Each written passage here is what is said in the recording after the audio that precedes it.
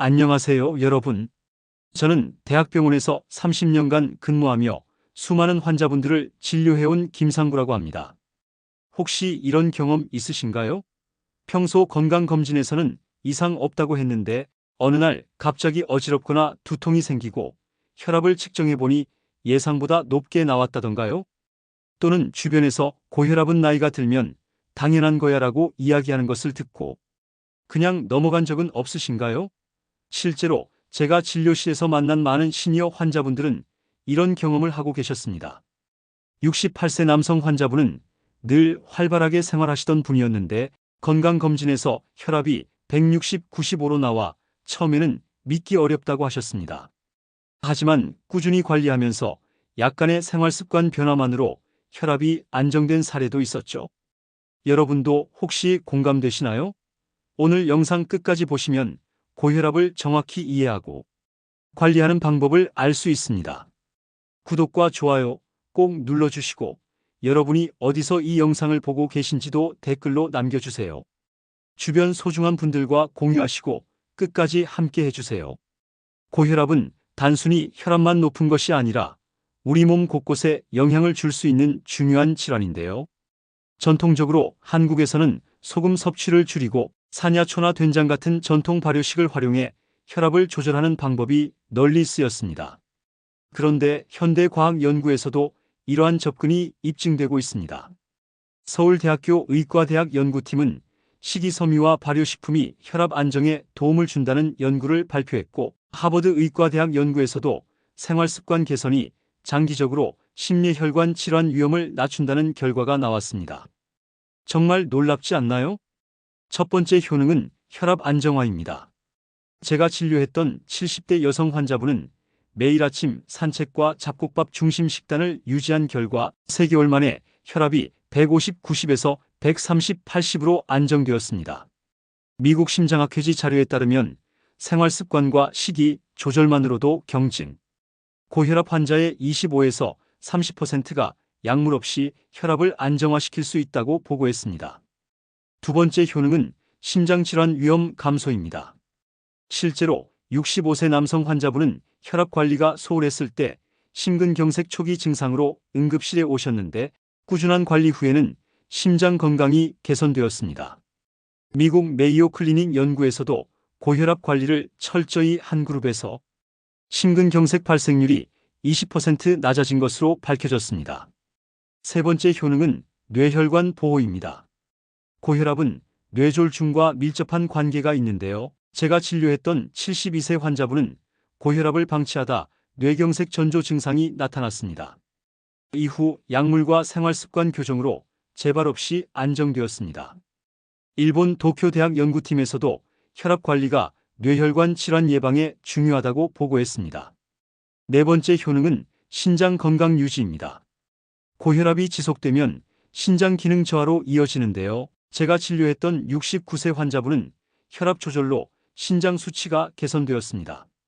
성균관 대병원 연구에서도 고혈압 관리가 신장 질환 진행 속도를 늦춘다는 결과를 발표했습니다. 다섯 번째 효능은 혈관 노화 지연입니다. 혈압이 높으면 혈관벽이 딱딱해지고 탄력이 줄어드는데 꾸준한 관리로 혈관 나이를 5에서 10년 늦출 수 있습니다. 제가 진료한 75세 여성 환자분은 꾸준한 운동과 식습관 개선으로 혈관 탄력이 유지되는 것을 확인했어요. 여섯 번째 효능은 피로와 두통 완화입니다. 고혈압 때문에 머리가 무겁거나 쉽게 피로해지는 환자분들이 많은데요. 규칙적인 생활습관과 식단 개선으로 증상이 눈에 띄게 줄어드는 사례를 여러 차례 경험했습니다. 서울대학교 병원 임상연구에서도 유사한 결과가 나왔습니다. 일곱 번째 효능은 치매 예방입니다.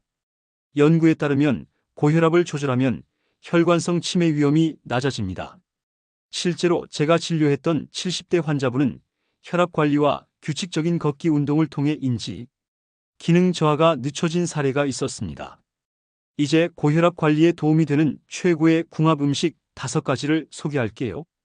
첫 번째, 채소류입니다. 시금치, 브로콜리 등은 칼륨이 풍부해 나트륨 배출을 돕고 혈압 안정에 기여합니다. 두 번째, 생선인데요. 오메가3 지방산이 혈관 건강을 지켜줍니다. 세 번째, 견과류입니다. 호두, 아몬드 등은 항산화 효과와 함께 혈압 조절에 도움을 줍니다. 네 번째, 발효식품입니다. 된장, 김치 같은 발효식품은 장내 환경을 개선하고 면역과 혈압 조절에도 좋습니다. 다섯 번째, 과일입니다. 특히 베리류와 감귤류는 혈압을 낮추는 효과가 연구로 입증되었습니다. 반대로 최악의 궁합 음식도 있습니다. 첫 번째, 짜고 기름진 음식입니다. 지나친 나트륨과 포화지방은 혈압 상승을 부추깁니다. 두 번째, 가공식품입니다.